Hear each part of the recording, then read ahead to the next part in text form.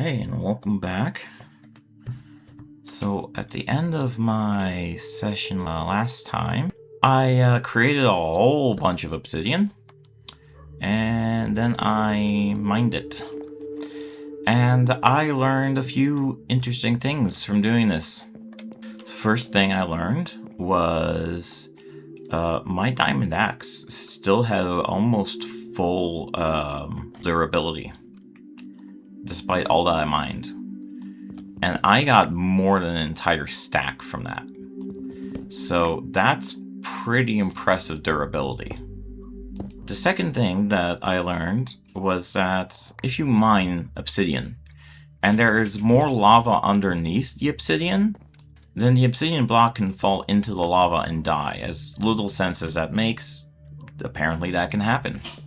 And the last thing I discovered was after I finished mining it, so then I remembered that my compass seemed to, well, at least when my compass was pointing north, it brought me more or less in the direction of my house.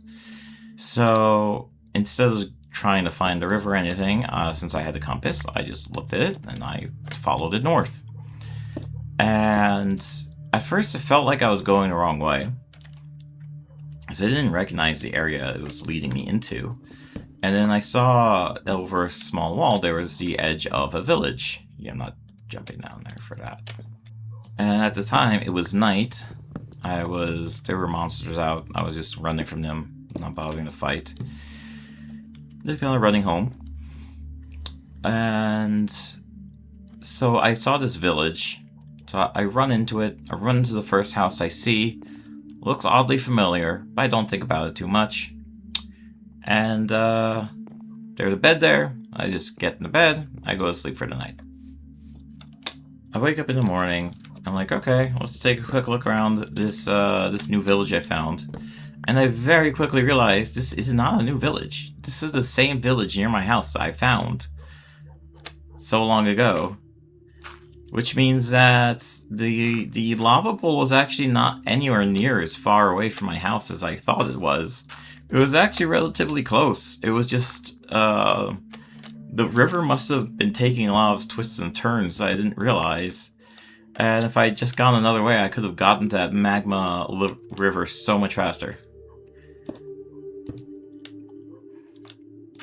Yeah, I thought that was pretty funny. So right now, I have huge stacks of obsidian. I've not... Well, I have one... I don't want to exaggerate. Yes, I do. What am I talking about? I have an entire stack of obsidian, plus a little more. Now, I want to, be crazy and make another portal with this, obviously. And I'm also gonna use it to make some obsidian equipment. I decided first I want to continue working on this project of mine. And this is something else I was doing a little bit between sessions recently, is I finished getting it to the height I wanted it to. And now, as you can see, I'm putting windows in all around. And I want them... I put them in the first one's in based on the position of the stairs as you're going up, so... there's like a pair of windows at every landing, basically. But I want to go all the way around the tower. Look, I made it, okay. I want to go all the way around the tower and put more windows at each of those, like at each level where there are windows, just put them all around the tower, so it looks nice from the outside. Rather than trying to figure out the right place to put it from inside, I thought it might be easier if I just made a little walk pathway around the outside and walked around, find the right place to put them. And at least for this level, I think it worked pretty well. I'll look at the final product in a moment, and I'll build my way up to the next level and work on that. Let's see, windows here, windows here. It's beautiful. Nice. Okay. Now to the next floor. Now, rather than continue to be mysterious, I'm going to talk about what this is in the first place and where the idea for it came from. Long, long time ago.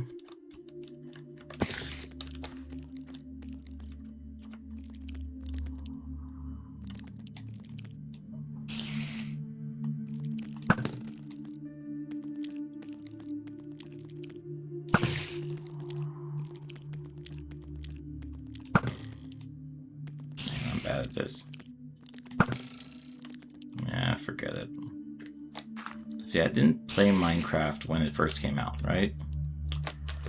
But at some point, my brothers-in-law introduced me to Terraria, which the simple-minded like me just call it 2D Minecraft. So they had a little self-hosted Terraria server, and they invited me to join, so I was living with my in-laws for a short time, which is when this was happening. So I could connect to their server and play on it, and we had fun. I remember very little of what we did. I remember that at the time, since I was a huge noob and scared of everything, I didn't really adventure at all. They were like diving down to deep depths of the world, and I'm just happy building a house.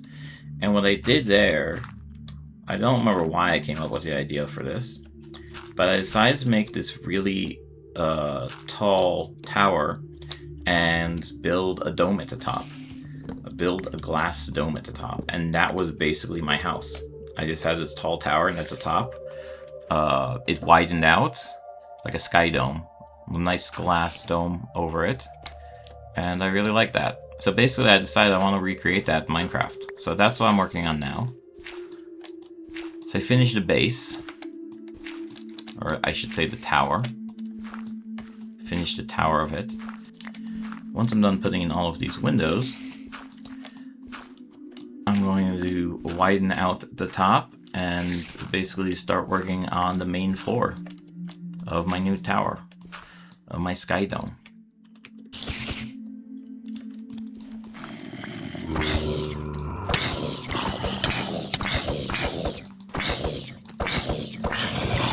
Get away from me, zombies. You were not invited to this party. No, especially the little one. No, none of you were invited. Get away from me.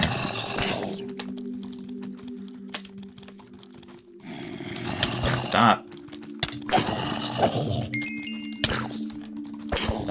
Stop. Get away from me. Ah, gotcha. Got rid of the little one. He was the most annoying. Okay, there we go. I'd also run out of wood recently because I was using so much on my project here. And I noticed when I was running back last time from the lava area, when I, thought that I had to run all the way down the river to get to it, I realized I couldn't see my tower from very far away because there's so many trees in the area blocking the way. So, killed 2 birds with 1 stone. I went ahead and I did not kill any birds. Don't worry, no birds were harmed in the making of this tower. Unless you count chickens. I don't think I killed any chickens though. And I cut down some of the trees around here, hoping that it would improve visibility of the tower from far away. But once you have the dome on top, it's going to be a lot more visible anyway. And I was also able to collect significantly more wood in doing so. I'll still need more.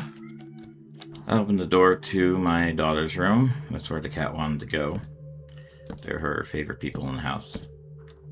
Yes, I have both a dog and a cat. And no, they are not constantly trying to murder each other. We actually got the dog first. We had talked for a long time about getting a dog, and we finally felt that we were in a position to get one. We ended up adopting a 6-year-old dog. That's her dog, Honey. She was 6 at the time. She's already 10 now, so she's getting old.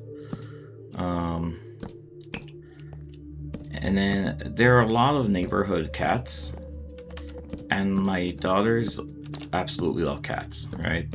So despite my constantly telling them not to, they like to pet the outdoor wild cats. And there's one in particular, and I'm not too worried about diseases, right? Because some of these cats are very well taken care of, and so they're not like trash diving, dirty cats. I still don't like them doing it because it's still dangerous, but you know, why should they listen to me? Okay, so there's one in particular that seemed to take a liking to my girls and was constantly coming up to them and rubbing against them. And when my daughter was waiting for her bus, the cat would come up to her and just like lay down in her lap. And my wife loved the cat, my daughters loved the cat.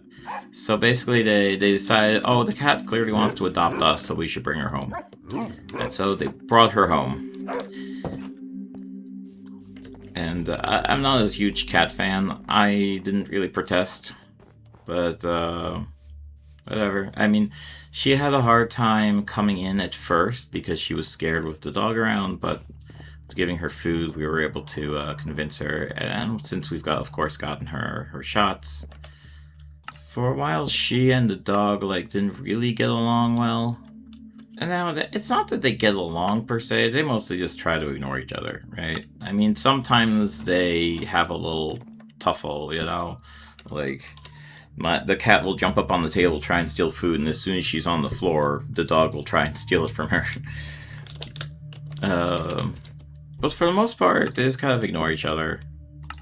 Sometimes the dog will sniff at the cat. He doesn't really care about her. There have been occasions where clearly she was feeling territorial about something and got angry when the cat got too close. That's not happened too often, though. Okay, I think I'm ready to pour my water into here. Get this elevator set up. Oh, but I'm gonna need more water than that, aren't I? And I can only take from the source block. Well, I can ride this down, get some more water, and then ride it back up to finish it, right? And there we go. I now have a functioning water elevator. Something I didn't consider is how dark it's going to be in the elevator shaft. Because there's no windows or anything. It's not like I can put torches in there. But still, I now have a functioning elevator. And now I'm going to take it. It's not really the first time because I just went up and down a few times, but I'm going to take it, go down, run across to my house, go to sleep for the night.